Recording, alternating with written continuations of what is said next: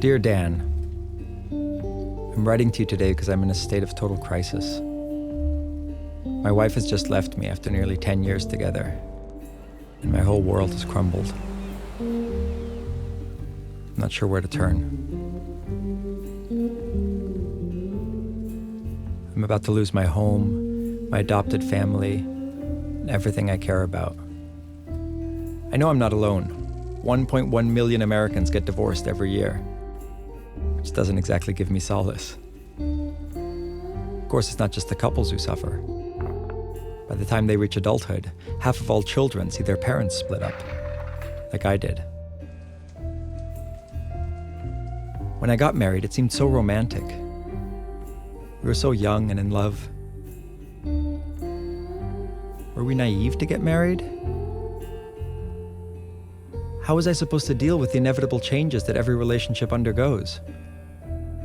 From the passion of first love to the day-to-day demands of domestic life.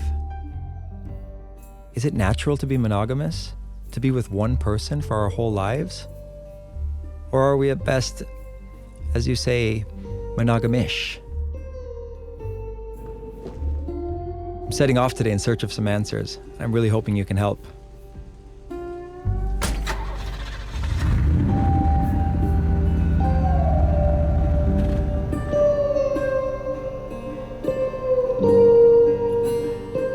I don't know where to start.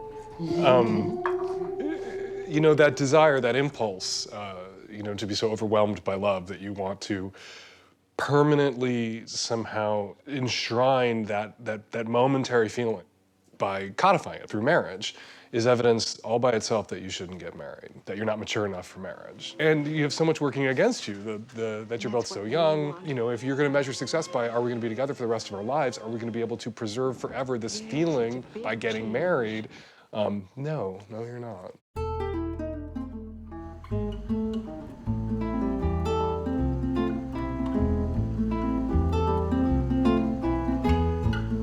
I was completely promiscuous for the late part of the 60s and early part of the 70s. Pill had just become widely distributed, and there was a wave of feminist thought that said that women almost had the obligation to be as promiscuous as men. It was a mighty time.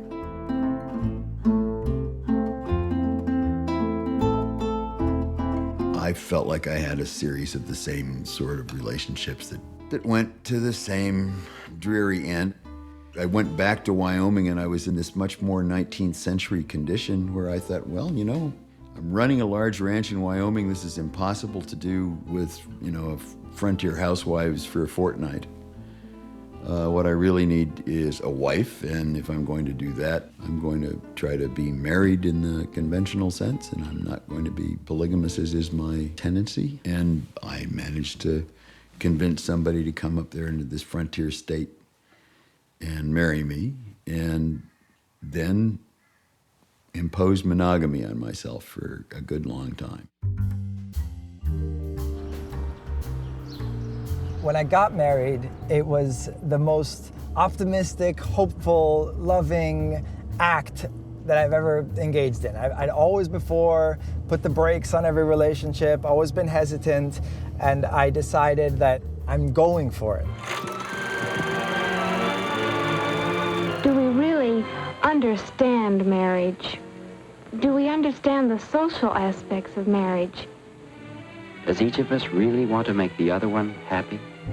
Most Americans tend to think that the traditional marriage was the one that they see on Leave It to Beaver, as though, that might be a documentary.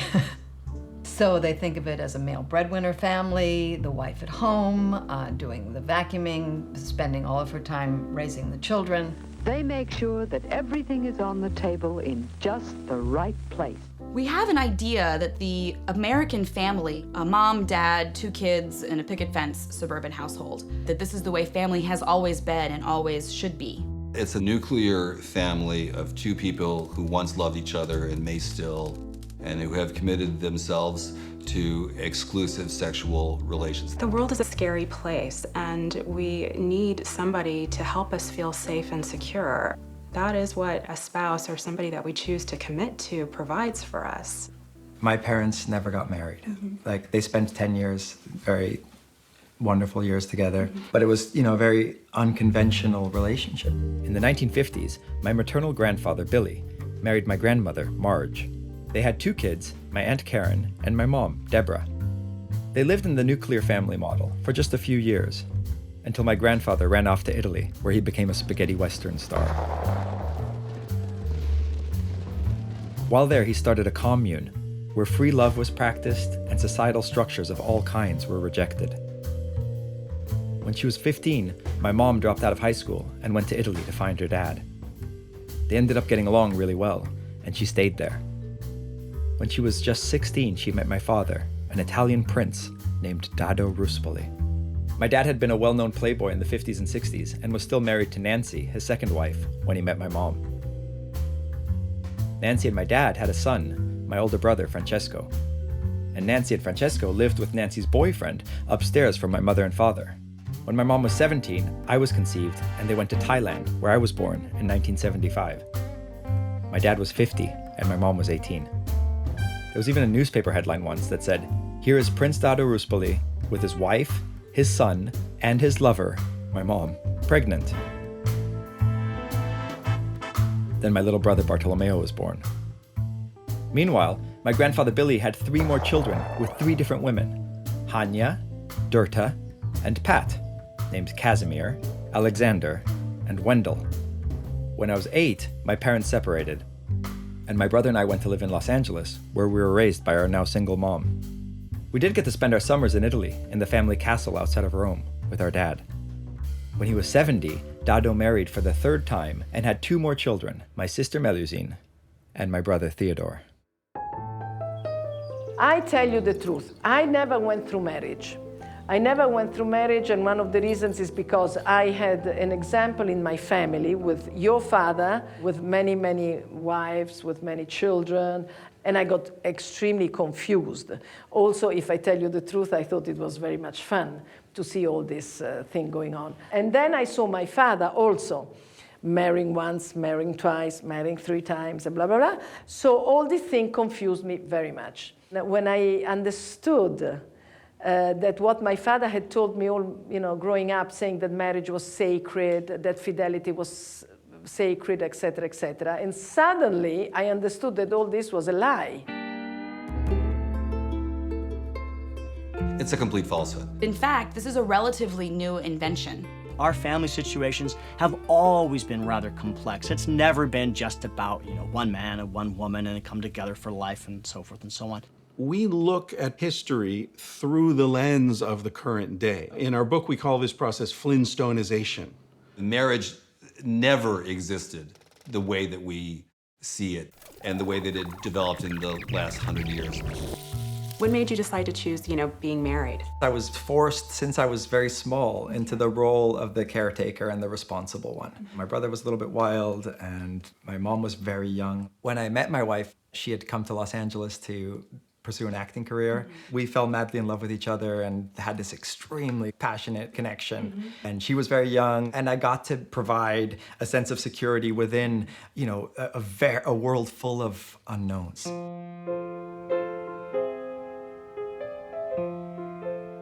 All I remember is I said I was thinking of getting married, secretly, but I'd already done it, so I didn't know how to tell you that now. I think it's wonderful the way you got married. You both gave yourselves so fully to this love and honored it by getting married. It was a beautiful act. My own thinking went through quite an evolution. I was raised in the 60s, and in that time, the anthropological theory was that marriage was invented to protect women and children. That women traded sexual monogamy in return for the man going and out and hunting the meat and protecting them from the saber-toothed tigers. But then in the 70s, a lot of female anthropologists came along, and they pointed out if the men were out hunting and the women were home, who was protecting the women from the saber-toothed tiger? Then you got a totally different theory of the invention of marriage, that it was invented to oppress women. La cucina, I bambini, il lavoro, le cose, e come in questi paesi africani gli uomini non fanno altro che masticare il cat, che è una droga locale, e girare con i fucili per farsi vedere come sono belli, e non fanno niente. In Assyria, in Mesopotamia, and through the entire ancient world, a woman's virginity, her marriage value, was really more of an economic thing than an emotional thing. A father in Assyria, if his virgin daughter was raped, the father is the one who had the remedies against the man who raped his daughter. Not because his daughter was raped, but because someone actually stole his property. His daughter wasn't worth as much after being raped. What does the court do? Can the father collect the money that he lost from the rapist's family? Yeah, he generally could, but at the same time, the best solution was often seen to force the rapist and the girl who was raped to settle down and get married. But that's really a traditional remedy for rape. With the advent of agriculture, the concept of private property entered the cognitive lexicon of our species. As men had multiple sexual partners, they didn't want women also to have multiple sexual partners because they wanted to know that their property was going to descend to their own child.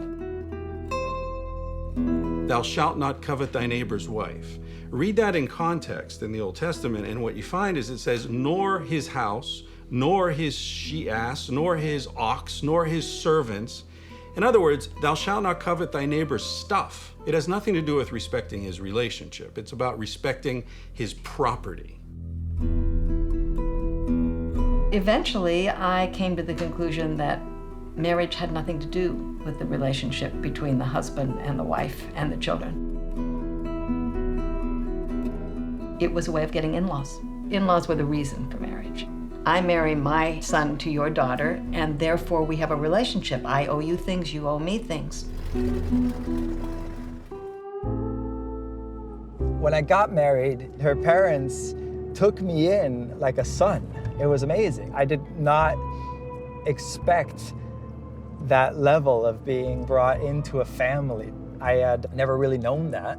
I felt for the first time in my life the possibility of true stability. So marriage for me wasn't just about love and commitment, but it was also integrating into this larger family unit.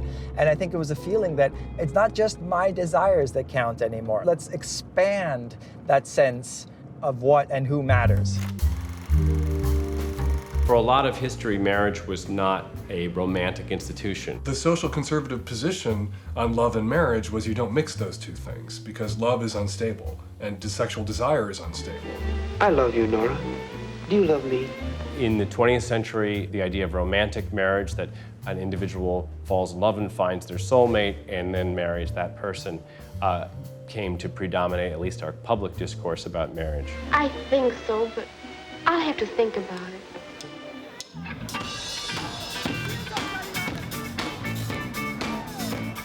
Back in Italy, I wanted to find out from my cousin Claudia why people had gotten married in our own family, going back 1,000 years.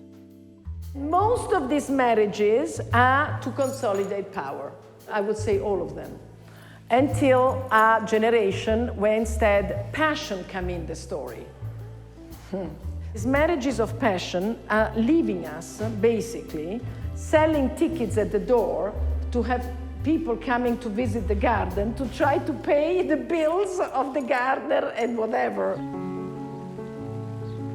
The last great marriage who was made to bring money into the family was Matarazzo, this one.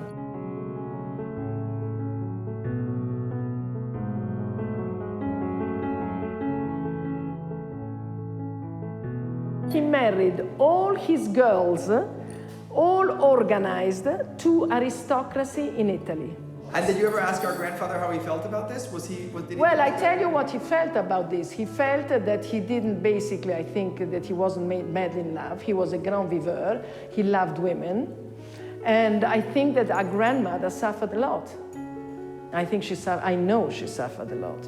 Because my father, when he talks about her, he still cries when she was crying, waiting for the grandfather to come home. So it wasn't very good for women, this whole situation? No, this always happened. Always happened. All these women cried. All these women cried.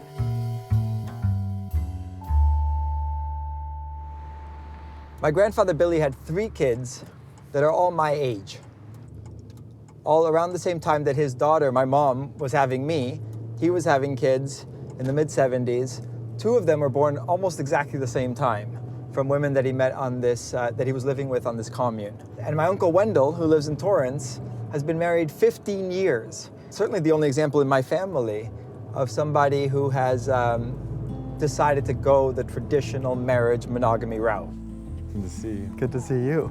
Having seen Billy saying, I'm never gonna commit, I'm going to love who I want, how on earth do you go from that to saying, I wanna be with you forever? To me, it was about the promise. It was about standing there, making the covenant, making the promise, and being there for the children. I didn't want my kids to feel like I did. Which is how? How did you feel? Kind of abandoned. Right. My first memories in life are of the rupture of my parents splitting up. And I know that that's affected me. I know it's part of why I suffered so much in the end of my marriage, because I had a total fear of abandonment. You said something before when we first started talking about your marriage and divorce. There were no children. You didn't have any children with your wife. And that made it simpler. And it does. And I'm actually sometimes accused of being conservative, because the first question I ask somebody when they say, we've been together a certain amount of time, we're thinking about getting divorced, the first thing out of my mouth is, do you have kids? Because it does change the advice that you give. Because I don't think that adults have a right to just careen around traumatizing children. Kids have this desire for, this need for some constancy. Is marriage a response to this free love shit in the 60s? Is this sort of modern, sort of bring the gays in marriage movement? Perhaps it is. Your childhood sounds fascinating. It doesn't sound like you're wrecked by it. And it seems like you're not, you probably had a really colorful life experience. I wouldn't trade yours for mine, though. Even though my parents divorced when I was a teenager, but for the first, 15, 16 years of my life, everything stayed the same one day to the next.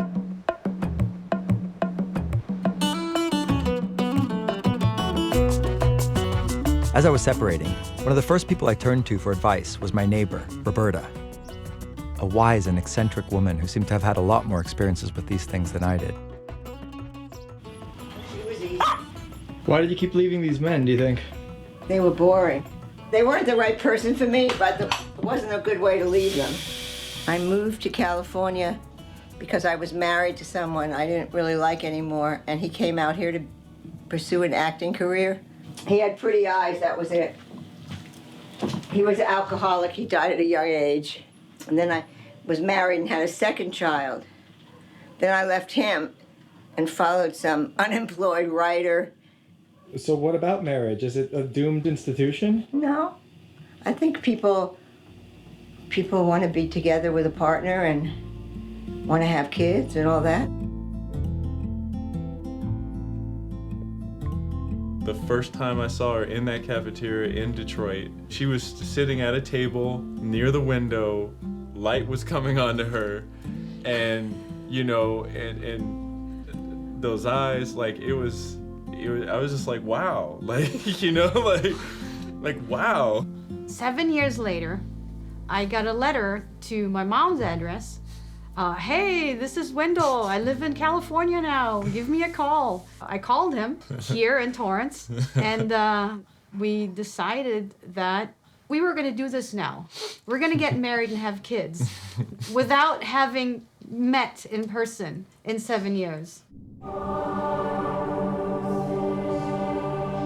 What's your philosophy on monogamy in general? Do you think it's something that's just an unattainable ideal, or do you think it's possible? I don't think men are basically very monogamous. Do you think men are less monogamous than women? Yes, by nature. But I mean, speaking for myself alone, I must be a man. The word nature is a very contextual thing, as if there is some natural way of making love and some unnatural way of making love. Wild, flagrant abuses of the God-given gift of sex. When you start to say that something is objectively natural or unnatural, you really get into trouble. The body has a design. People who say, oh, we should overcome nature, the African queen. Only human nature. Nature, Mr. Allnut, is what we are put in this world to rise above. Bullshit. You're not going to rise above nature. You're not an angel. You're an animal. You're an ape, just like everybody else. Deal with it. They say, well, you know, monogamy is natural. Look at the penguins. This film, what was it called? The March of the Penguins. Churches across the country were renting out cinemas so they could take the whole congregation in to see this film, The March of the Penguins, which was this stellar example of monogamous parents teaming up to get through the winter and celebration of monogamy. But those penguins take a new mate every season. Your typical emperor penguin has 20 or 25 sexual partners in its lifetime. And yet this is held up as an example of monogamy occurring in nature. If you're gonna do this at all, do it with the species that are most closely related to human beings. Let's talk about primates. Over 300 species of primates, many of which live in complex social groups with more than one male. How many of those species are monogamous? Goose egg, not one, unless you think we're the sole exception.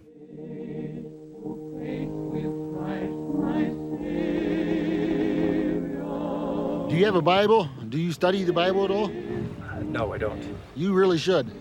God told us to be fruitful and multiply and replenish the earth. Do you think that we have an obligation to stay in the marriage even if we're not happy in it? If we are following God's commands, He will make it work. I had no religious upbringing, thank God. My parents kind of did the rebelling before me. But marriage and religion have been tied closely together, and I can see why that is. In a world where everything else is commodified and replaceable, the idea of one thing that's sacred. Religions always insert themselves into human relationships and human sexual expression, because if you can come in between people and their desires, and if you can make their desires their ticket to hell potentially without your intervention, you can control those people forever. That's why religion rushes in to regulate sexual relationships, interpersonal relationships, marital relationships, because you can control people if you seize that. Which is not to say that religion and the pageantry and the symbolism and religion can solemnize a moment, and it has a beauty, and the moment can emotionally feel very transcendent. And then if you have these dance steps, basically, that you can go through that manifest those transcendent feelings, and then tie you to this history in your family, going back generations, to be able to say that this thing that I'm doing now, my parents did, my grandparents did, my great-grandparents did, my great-great-grandparents did. I don't know what my great-grandparents were like. I do know they married, and so did I. Ave Maria, piena di grazia, sei benedetta fra le donne, benedetto il frutto del tuo seno. Oh my God, right. Yeah, but I tell you the truth that our saint was a rebel herself. What year is this, more or less? 1650 or 60, I have to see it on the tree. She was obliged by her father to go to the convent because she didn't want to go. And so she lived in the convent, in a luxury. She treated very badly the nuns. She didn't follow the rules. She had many lovers, I heard, right? Well, that of the lovers, I don't know. This, I don't know. Is it true that she was supposed to marry somebody and then he came and liked the sister? No. He didn't like anybody. In those times, there was no question of liking somebody. It was the father who decided that the boy that she loved had to go and marry her younger sister. The father probably thought that Giacinta was a little bit too wild and too much a rebel to be good for marriage, and so he decided to send her in this convent.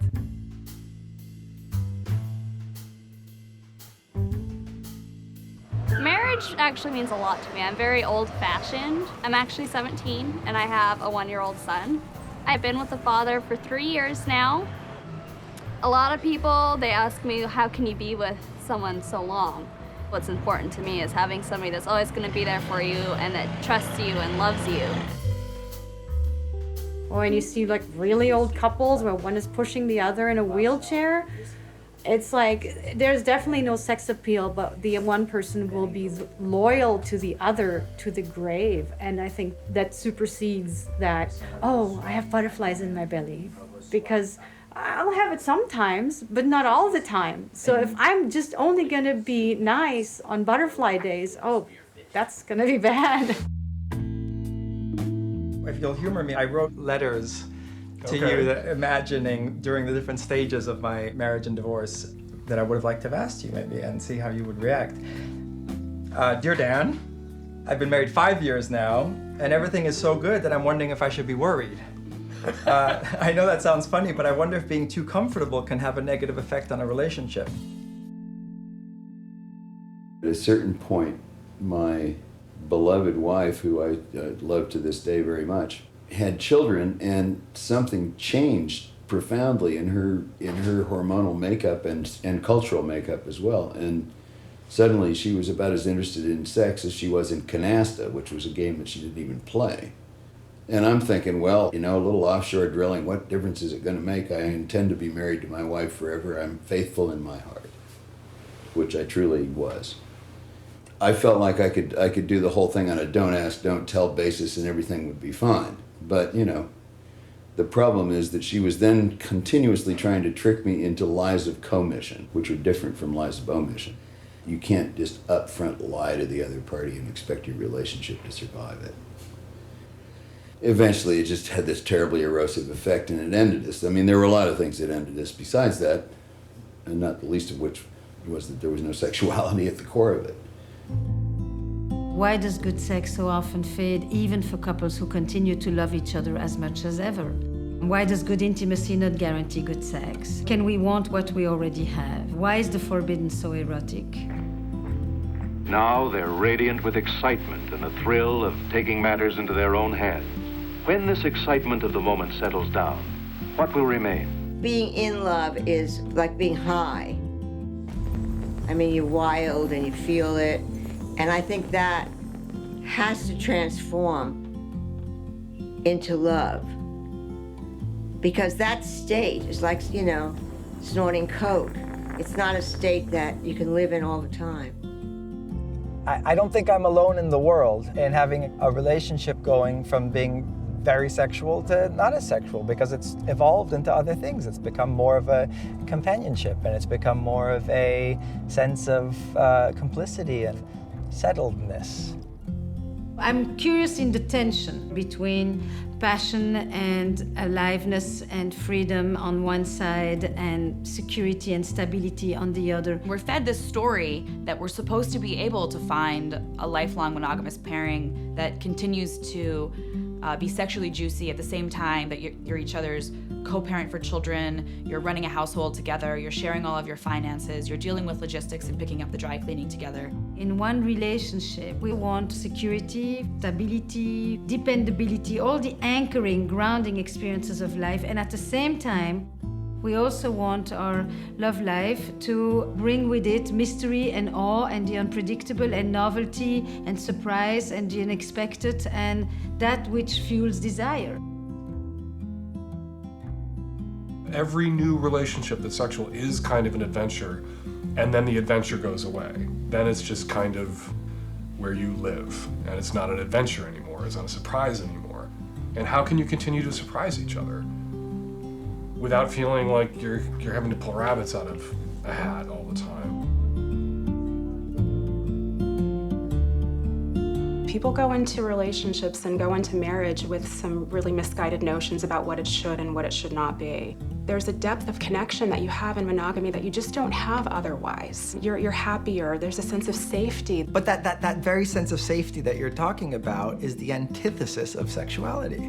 I wholeheartedly disagree. We need to differentiate between sexuality and intimacy, because I think anybody can get naked and have sex and it can be pleasurable, but not everybody can reach a deep emotional place with somebody else. And that's what I believe that you can only do when you're in a committed relationship with someone else. If love isn't eroticized, if it remains something rational and something ethical and something unchanging and eternal, then we go through life in a kind of despair.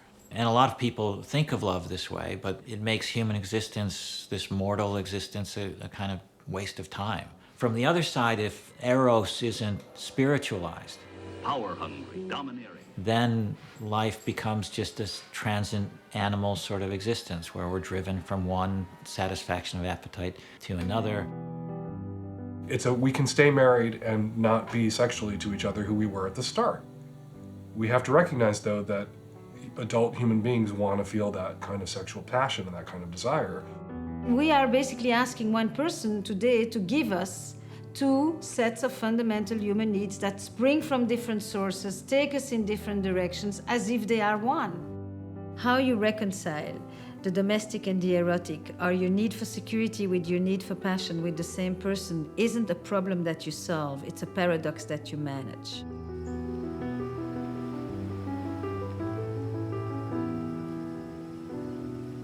I can't help notice that you guys are dressed the same. Is that a coincidence? That is a coincidence. That is kind of a coincidence, yeah. The longer you're together, the more you look alike. Yeah, I guess that's true. So how'd you guys meet? Well, we got snowed in on New Year's Eve. Ended up having to all share a big bed in the middle of the living room, and she and I stayed up talking, and by the end of the night, we were dating. What is the meaning of marriage for you guys? Companionship. Companionship, stability. You have somebody to fall back on and knows going to be there when you need someone. Both of us are on our second marriage. Both of us had spouses who decided to look for the mystery and look for something else. So it makes us not think in that way, I think, because we've wanted that stability in the first place. So we found it now and we're happy.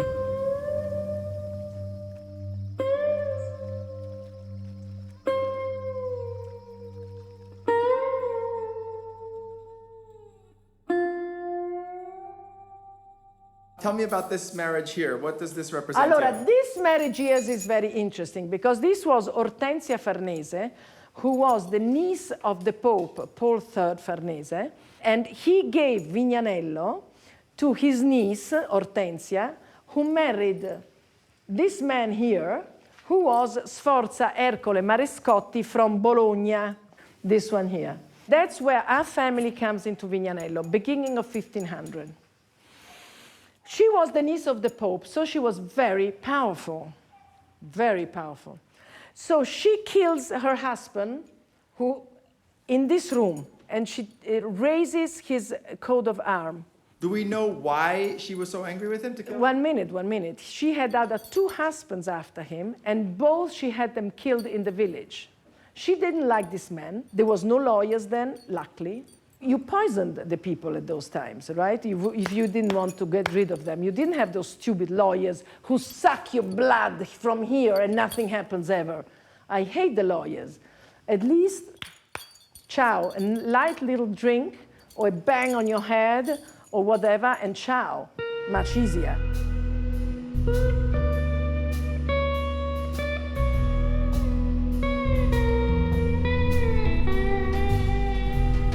I'm very skeptical of the idea that there is anything hardwired in human beings. Unlike animals who have to respond in programmed ways, we can make choices, and we do make choices.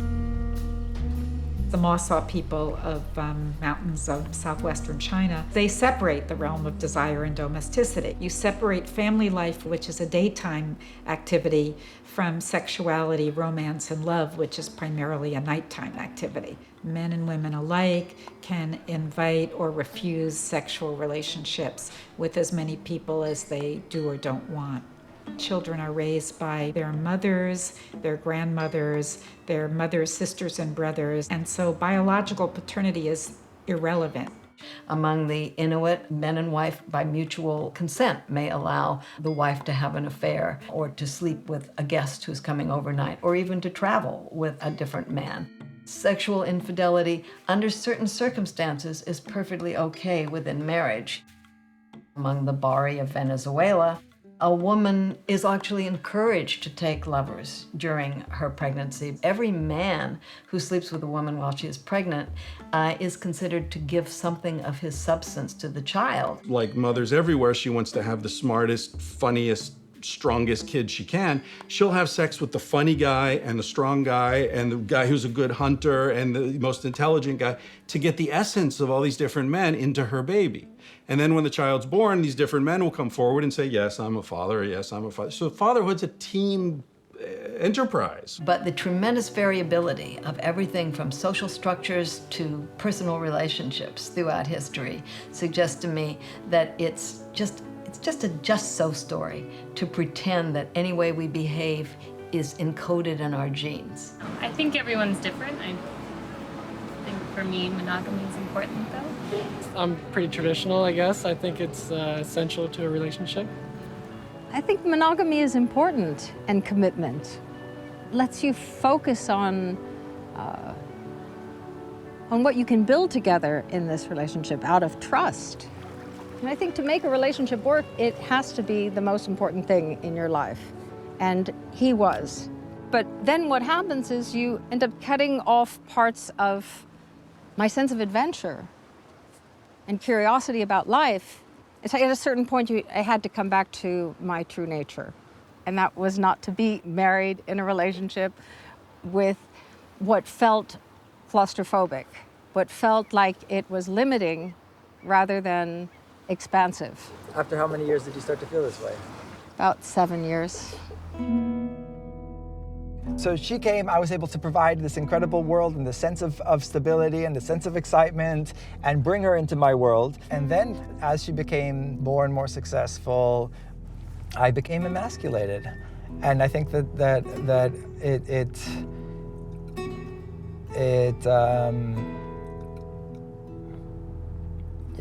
I felt very vulnerable.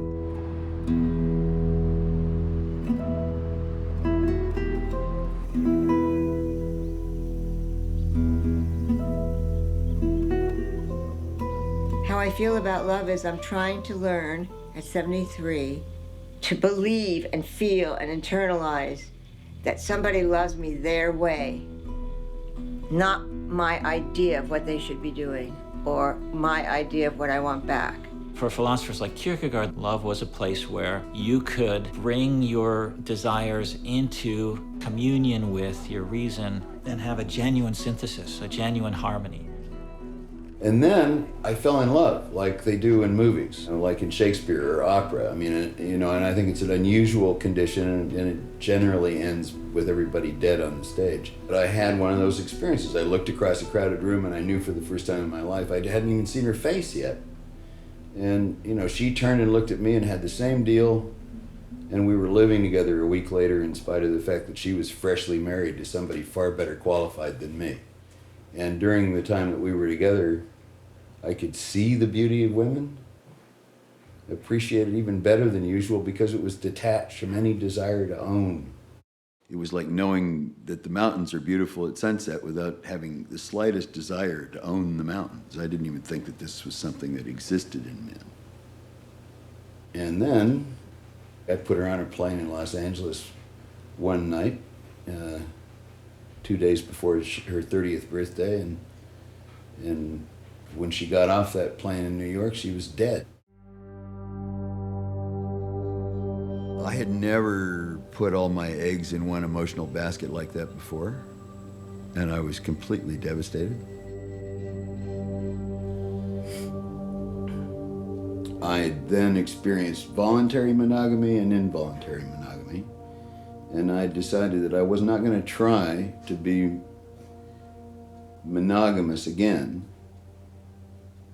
unless I felt that same kind of completely voluntary sense of it.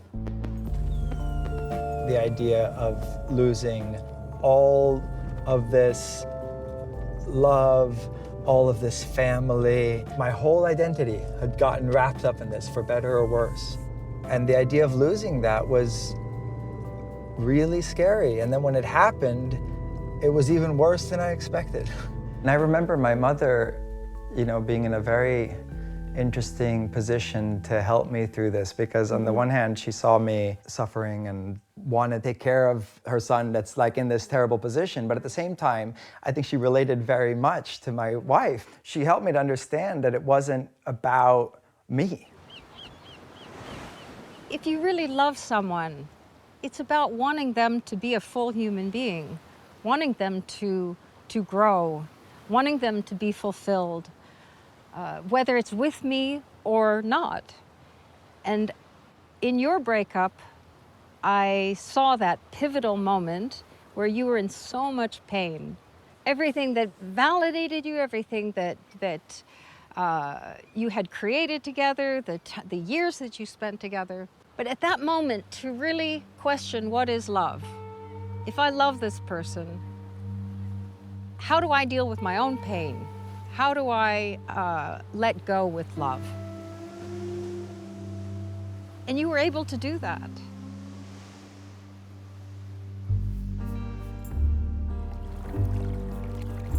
Your eyes that once were never weary of mine are bowed in sorrow under pendulous lids because our love is waning. And then she, although our love is waning, let us stand by the lone border of the lake once more, together in that hour of gentleness when the poor, tired child, passion, falls asleep. How far away the stars seem, and how far is our first kiss, and ah, how old my heart. Do not mourn, he said, that we are tired, for other loves await us. Hate on and love through unrepining hours. Before us lies eternity. Our souls are love and a continual farewell.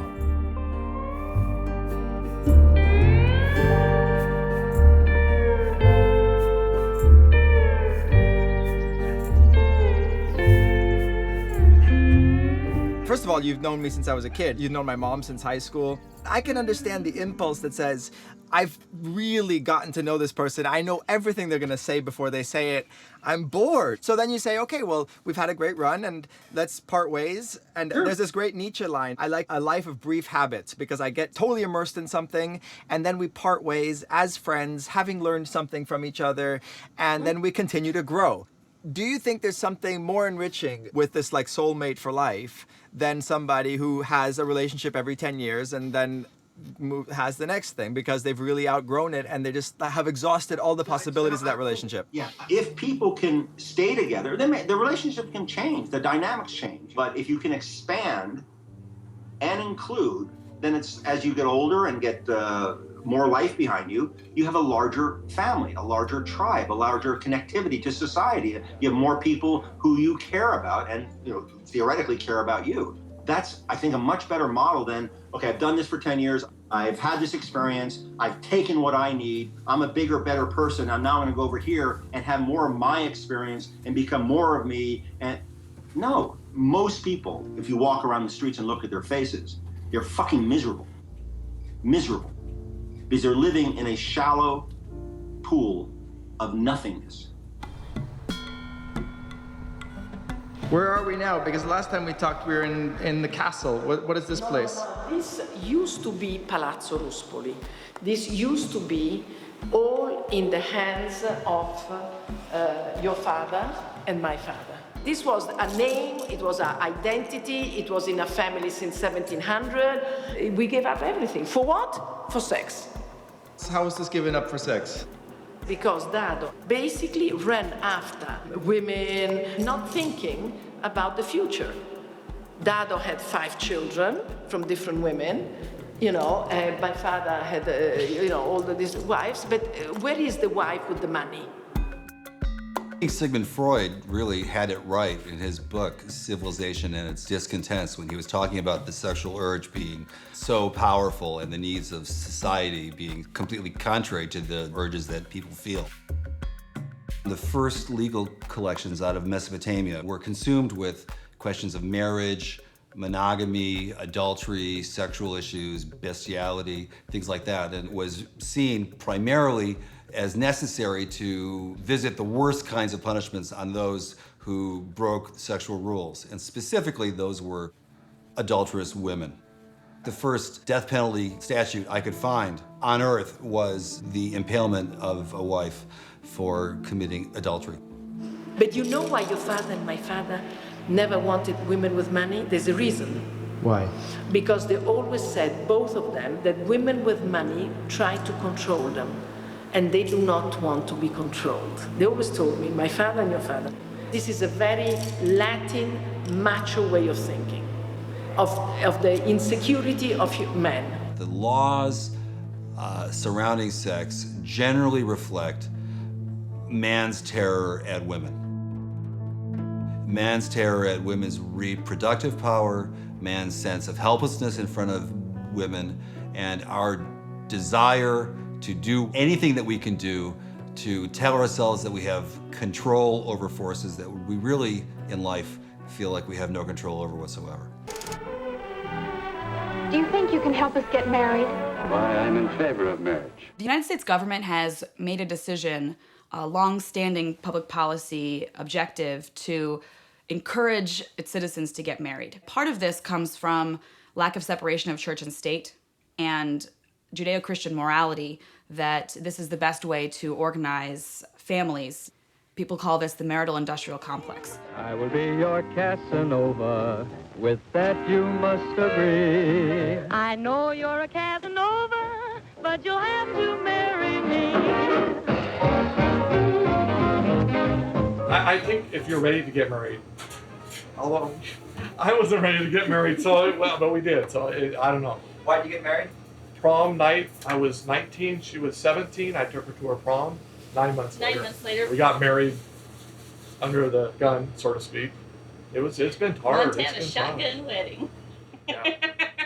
We have an economic system that's based on an idea of a male breadwinner and who's supporting a wife and children. This is a way that the government can privatize dependency and not have to take responsibility for caring for those single mothers and their children. But that form of social welfare state has completely failed. The largest group of people in poverty in America are single mothers and their children, more than mentally ill people, drug addicts, physically disabled people, and people who don't speak English combined. Going into a government office and saying, I need food, I need help to support my children so that we don't become homeless like many of the other single mother families in this country, and having the government say, why don't you get into a sexual relationship with a man who will support you, is akin to the government being a pimp to poor women in America. Dear Dan, it's been 3 months since my separation. Now that I'm single again, I have to admit there's something exciting about the idea of starting over, of rediscovering myself through new experiences with new people. And I realize now, looking back, that attraction to the new, it's always there. I think it must be there for everyone.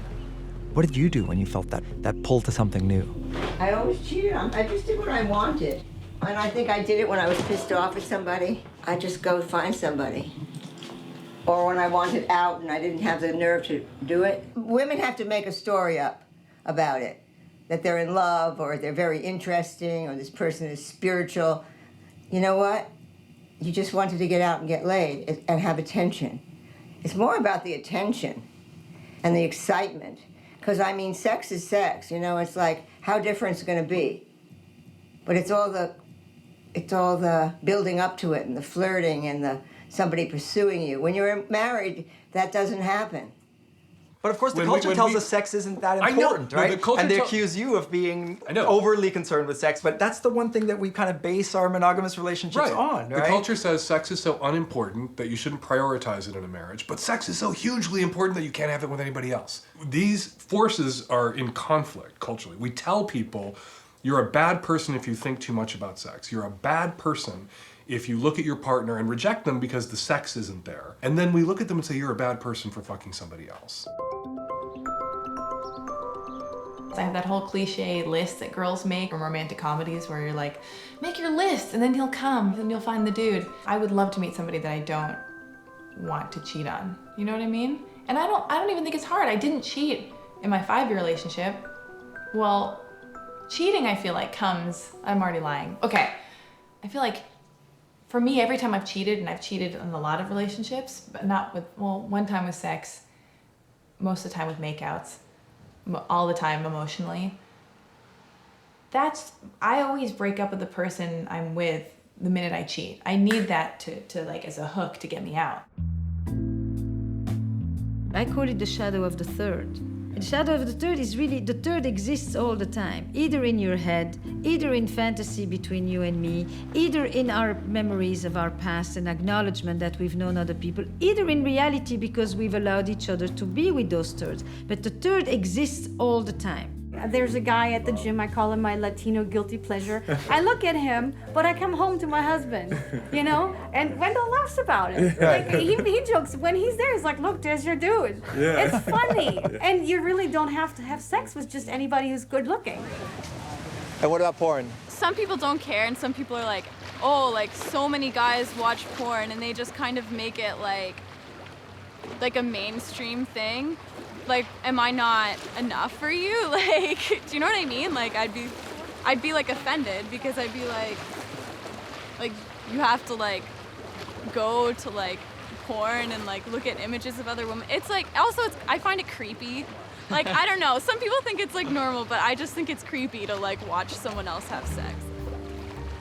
Some couples deny its existence and would rather, tighten the hatches and hunker down and make believe that there is no outside world. Okay. Then when they find their partner online doing porn or anything, they have a deep sense that their partner is having sex with somebody else. You go against every other advice columnist in the world probably and say that infidelity isn't always a bad thing. Can you kind of spell out the times where you think that people have permission to cheat and when they don't? The difficulty when you talk about when it's okay to cheat is that everyone pictures sort of an idealized newlywed couple together a couple of years, and then he or she cheats, and of course that's like the worst thing you could possibly do. And often the cheating comes later in a marriage. Like, two people can have 20, 25 years. One of them's done with sex. One of them actually does not want to have sex anymore. What is that other person supposed to do? Are they supposed to submit to having their sexual life unilaterally declared dead? Or are they supposed to divorce? What if they can't divorce? What if their partner is dependent on them for health insurance or economically dependent on them? What if they have small children? I look at that situation and go, well, there are two options there. You can leave or you can cheat. And sometimes cheating is the least worst option.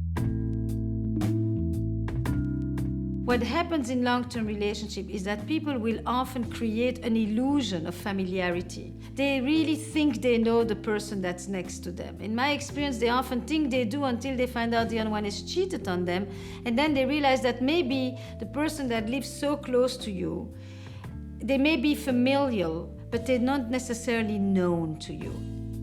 I look at a marriage and I see a history, these two people together. I see children, I see property, I see two extended families that have knit together. I see a network of friends, neighbors, other relationships, all these people emotionally invested in this partnership. Somebody cheated. And the people who think that I put too much importance on sex say, oh, no, you must discard all of this. Divorce and the trauma of it, traumatize your children, rip your lives apart, rip these two extended families apart, force friends and relatives and neighbors to choose sides. They put so much weight on that one sexual transgression. There's a higher loyalty than just I didn't touch anybody else ever over 50 years. When non-monogamous behavior destroys a relationship, we all hear about it. When non-monogamy saves a marriage, it never gets the credit. Very few of us these days expect to live our whole lives having sex with only one person. We've generalized this idea that the only healthy relationship is one man and one woman, and the fact is, most of those don't even work out. Who are you really with? That little blonde secretary from the office? Because the mistake I think we made in like the 50s and 40s and 60s was instead of giving women the same freedom that men had always enjoyed, we imposed on men the same limitations and restrictions that women had always endured. Divorce rate's over 50%, and the amount of affairs is even larger, and most police calls are for domestic violence. You know, we're not very good at two people getting along, period. And yet, despite the massive rates of dissatisfaction, lack of female orgasm, and infidelity in relationships, we're still fed this story that that's the way it's supposed to be, and if it's not working for you, there's something wrong with you. We talk about intimacy. People talk a lot about intimacy, but they have intimacy with their friends. They have intimacy with relatives. They have intimacy with other people. But this sex thing, it seems almost like this superstitious aura around it, that thing. You can't have that thing with everyone else. Everything else you do in a relationship, you can do with anyone else, but somehow this sex thing you can't have with anybody else. You get 1 million letters in an advice column, and it's amazing how often the same like sentences pop up in 1 million different letters from 1 million different couples. But I would take a bullet for him. I would walk through fire for her. I can't forgive. Like, how is forgiving harder than getting shot? Right. But that seems to be people's hang-up. If one of you were to slip up and be with someone else, would that be grounds for ending your marriage? Probably. Yeah. his suitcase and crap would be in the front yard. I'd never talk to him again. Oh yeah, for sure. Straight up, just like that. Even if I was in love with them, how can you respect yourself if you're gonna get back to someone who cheats on you? I was in Cambodia shooting music videos for a Cambodian hip-hop band. And she comes over to me and puts her hand on me. You gotta meet my daughter. I didn't want to have anything to do with it. And then I sat down next to this incredibly good-looking, cool guy, and that was it. We fell in love. We were together for 5 years before we got married. It felt very safe and nurturing and different than what I had had growing up. I was definitely attracted to the fact that he'd grown up in a family where the parents had been together basically their whole lives. Had a picture-perfect childhood with a lot of stability and a lot of routine, which is something that having kids now is a big priority for us. We were the first of our friends to get married. We were really young, and we were also the first of our friends to have kids. A lot of folks around us, friends, were still just sort of wild and crazy as we were settling into this. Having kids is incredibly tiring and intense and overwhelming, but we work so well as a team that it was actually incredibly attractive to see him become a father. That rebonded us again. And I think what's interesting, too, about any long-term relationship is that you sort of fall in and out of love with each other. We have and had such a close bond, and I felt so incredibly loved by him. It was never a question of whether we were going to be monogamous or not. It just sort of was our life, and we were such a pair. Non-monogamous people say, because I care about you so much, I want you to have other experiences like that with other people. Never would I want to deprive you of that. I want you to be able to have other experiences that are meaningful of that sort with other people, and it makes me happy to be able to give this to you. It's a very different relationship. Polyamory is the idea that you can be in more than one loving relationship. It's a different model than monogamy. It is a model in which you actually say one can love more than one person at the same time, and one can construct a system that can incorporate those multiple loves. Most married gay men, after they've been together for 5 years or so, are in either an action or an open verbal agreement, an open sexual relationship. This is to say that they reserve the emotional sympathy for each other, but they're having casual sex with other people. They realize that our biological compulsion to have sex with other people doesn't go away the minute you put a marriage ring on. A friend of ours came to stay with us, and he told us that he and his wife had an open marriage. We're like, what? No one we knew had ever talked about that or been in a relationship like that. It kind of sparked this thing between us where we thought, why not? Let's see what happens. We had had 9 years of monogamy without even considering not having it. Sandy was brave enough to allow me to kind of start a relationship with this other person. And that was the beginning of our exploration. That was 3 years ago. The lessons of polyamory that are applicable to people who are monogamous as well is the idea that your partner does not need to be everything for you and that you can take responsibility for getting your needs met. So for instance, I don't like to do adventure sports. They make me feel like I'm going to die. My partner can go and do that with somebody else. I like to go to dorky policy conferences all day long. My partner doesn't want to do that, and that's fine. I have been on quite a journey from utter shame to utter celebration of my sexuality.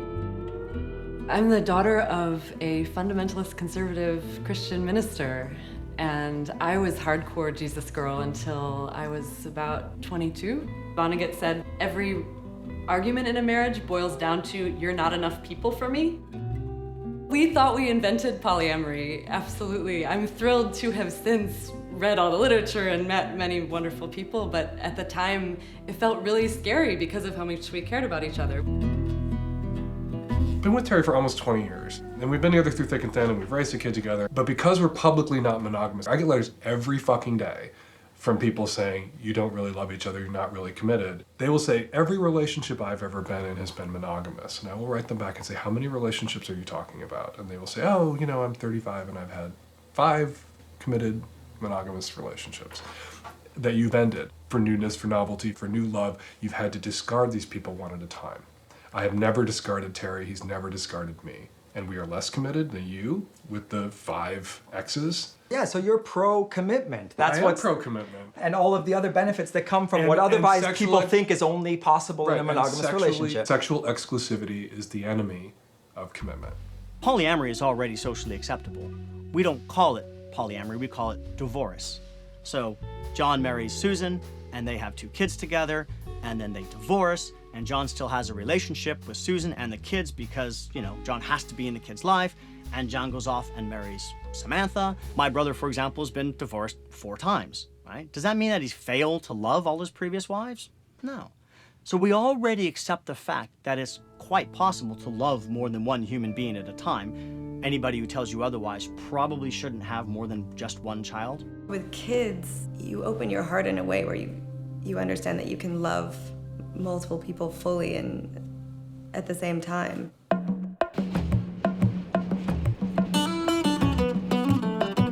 I personally am a polyamorous woman and a queer woman. I've had a long-term male partner whom I live with and long-term female partner.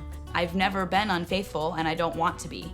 And so I've sought out a relationship in which we can both have the freedom with full honesty and checking in with each other to have relationships with other people. My wife's French. You edit this carefully. We were married in 1976.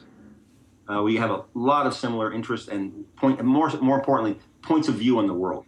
We're best friends. For sure, we're soulmates. I'm polyamorous.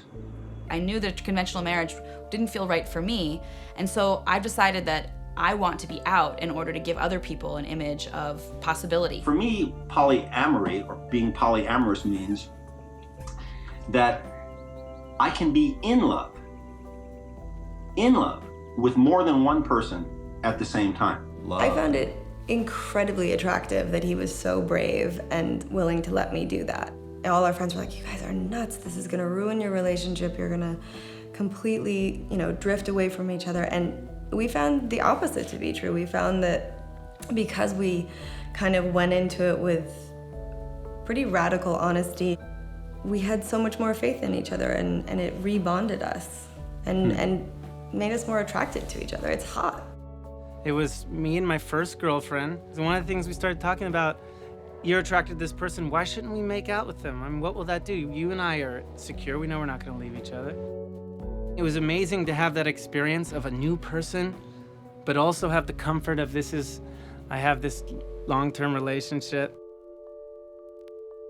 Most relationships, there's a place where each individual says, hey, I need to go, I need my time to grow, and then I can come back and give more. This feels like an iteration or a version of that. The point is to have more love in your life and to have deeper connections. No matter what happens or where we go or whatever direction, we always seem to come back to each other and reconnect and share our experiences. If all of a sudden polyamory was widely accepted, what would that do for the way we think of property at large? What would that do for the way we think of who we have duties to and who we're responsible to? Instead of 2 fundamentally different experiences. The one I have with my partner and then the way I feel about strangers in the street, they start to blend and bleed together more. You don't put all of your compassion and passion and generosity into one person. I mean, I also think it definitely takes a certain personality type. This is not for everybody. As part of our research, we went to a free love commune in Portugal. I can see why you're rolling your eyes Love and ain't already free. saying... Sex isn't free. There's costs, there's consequences. There's other people's lives in the balance. Well, their attitude was like, we can provide stability as a group and as a community for the kids, which is more than this kind of rupture that happens when the divorce happens. I agree with that. It takes a village. I agree with Hillary. The nuclear family isolated by itself in a ranch house in the suburbs, without elders around, without other community members involved very intimately in the lives of the children, that is an aberration. We are here in the most remarkable project called the Peace Research Center of Tamera. This is the place, the edge place of actually finding the ways of the heart, the ways of connection between human beings. It's really about finding ways to reopen our hardened hearts. You were saying last night that some of the other women were offering their partners to you? Yes. What was that like? My eyes nearly fell out my head. because it's so countercultural. How did they do it? What did they say? I was talking about a real terror of being back in a relationship after being single and celibate for a while. And one of the women said, you know, my lover is so gorgeous and so tender, and if it would really help you go, you have my blessing. If he can help you in your healing process, I would love that. Women want to express their sexual nature as much as men do. Particularly if they're allowed to bloom and if the whole sort of overlay of patriarchal stickers, you know, slut and so forth, if you show your desires. And you are allowed to really express your wish for sexuality, intimacy, love, and so forth, then you start to bloom. Most women never bloom in our society. It takes so much work and so much processing, and every time someone new comes into your life, you have to navigate all the personalities and issues that come up. Is it harder to be left by two women than to be left by one? Totally. I had totally committed love and, you know, beautiful erotic relationships with two amazing people. Then when it went wrong, I had double the heartbreak. And for some reason, I never imagined that. I always thought, you know, what's one cool thing about this setup is if someone left me, there would be another person there and that would ease my heartbreak a little bit. I never imagined that they would both leave at the same time. Yeah, and they're still together. The sociologist 100 years ago, Georg Simmel, pointed out that there's these inherent differences between a group of two and a group of three or more. In a group of two, you can't have secrets, because if we come out in the morning and the milk is spilled and there's only two of us, we both know who did it. Either you did it or I did it, and I know if I didn't do it that you did it, or I know that I did it. In a group of three, you can never know. You can know that you didn't do it, but you can't know who of the other two did it. With a group of three or more, you get politics. You can get two ganging up against one. You can get one who tries to divide and conquer the other two. My little brother is polyamorous, and he's trying really, really hard to make it work because he believes in it. But I've noticed that all it's ever really brought him is pain. It's like communism. It's a great idea, but good luck making it work.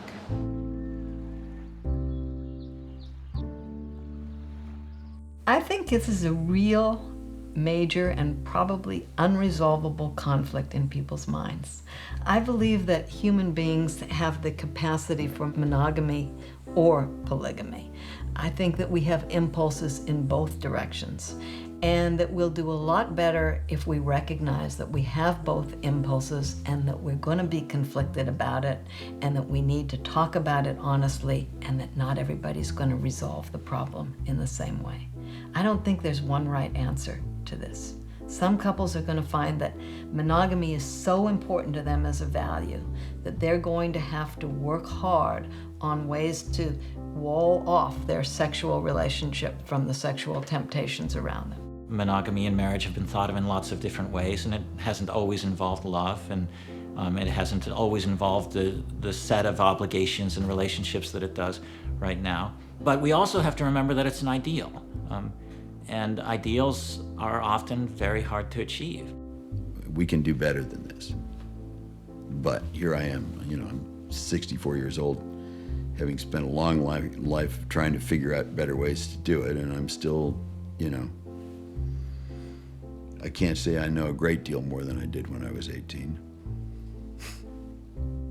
Having grown so much out from the experience, I ask myself, like, maybe it was for the best, right? Do you ever tell people, like, that's it, maybe you should split up now?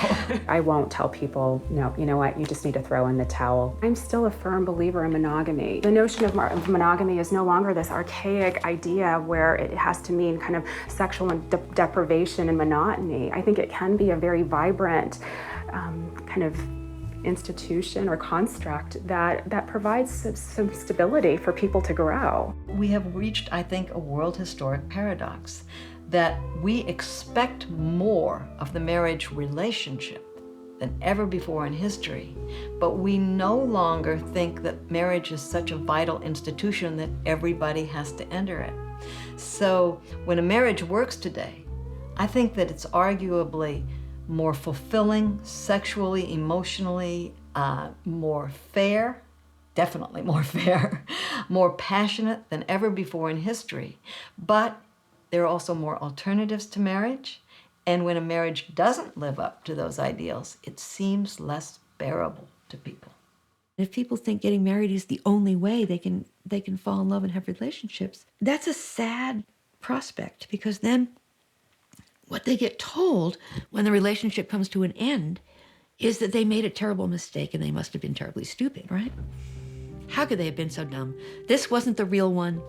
This wasn't true love. This wasn't the one and only. Well, we'll have to try for the next one and only.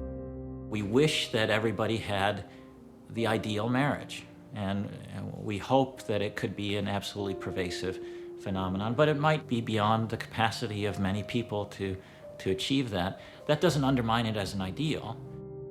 If your spiritual, ethical value in life is located in your monogamous marriage, then good for you. My parents have been married 52 years. And as far as I know, they've been pretty damn happy every one of those years, and monogamous. And Mom and Dad, if you see this, I don't want to hear about it if you weren't, you know? So we've been married over 50 years. When I saw her, she just seemed to be the ideal. I learned later she wasn't, but...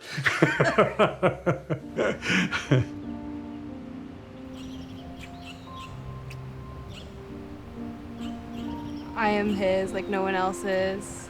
I'm not embarrassed by it at all. He's mine also.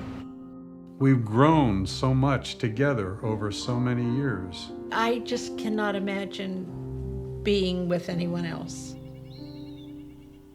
Is monogamy in marriage something that you would recommend that people should try and preserve? I would say love should be preserved. Whether that means getting married, I never knew that we had a choice. I can't imagine. I mean, yeah, what would life be other... like without her? I mean, it would be meaningless. My whole life has been with this woman, and it's been great. So I don't have any regrets. Dear Dan, it's been 4 years since my divorce.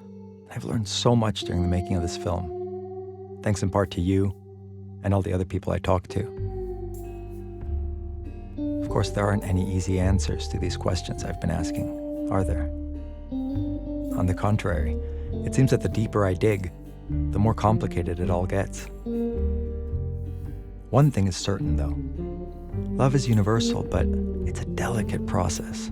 It requires constant nurturing through communication and honesty. My hope is that we've helped people have conversations that they might not otherwise have had, and maybe think, without shame, about the relationship model that could work best for them.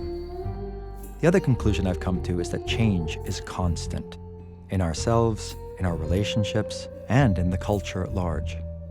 I started with an ending, so now it seems appropriate to end with a beginning. An uncertain one, a risky one, an exciting one, and one that would have been impossible without having gone on this journey with you. Will it work? Who knows? What counts as working anyway? That seems to change all the time too. I'll let you know the next time we talk. Thanks again. Yours, Tao.